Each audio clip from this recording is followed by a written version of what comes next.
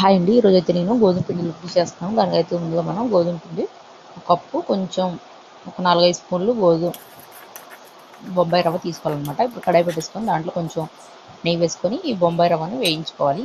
కొంచెం వేగిన తర్వాత ఇప్పుడైతే గోధుమ పిండి వేసేసుకొని దీంట్లో కొంచెం కొంచెం నెయ్యి వేసుకుంటూ ఇలా ఫ్రై చేసుకోవాలి. కలుపుతూ ఉండాలన్నమాట. సిమ్లో పెట్టేసుకొని చక్కగా వేయించుకోండి. ఇలా మళ్ళీ కొంచెం నెయ్యి వేసుకొని అలాగా వేయించుకుంటూ ఉండండి. ఇది ఎర్రగా ఫ్రై అయిన తర్వాత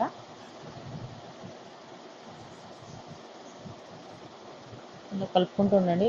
ఇది వేయడానికి ఒక 10 నిమిషాలు అయితే టైం పట్టిద్ది.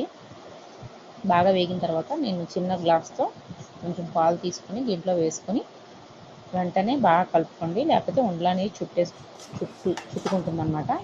ఇలా చక్కగా కలిపేసుకుంటే పొడి పొడిలాడుతూ వస్తుంది. ఇలా దీన్ని చేసుకొని మనం ఏ కప్పుతో తీసుకున్నామో దాంతో హాఫ్ కప్పు బెల్లం అయితే తీసుకున్నాను నేను.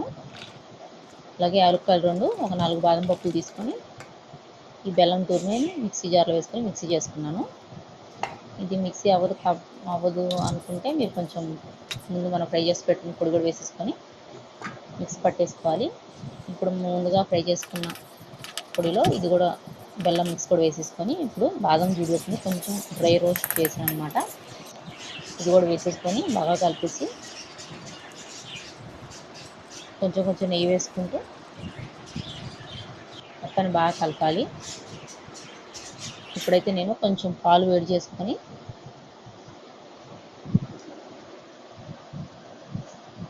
రెడీగా ఉంచుకున్నాను.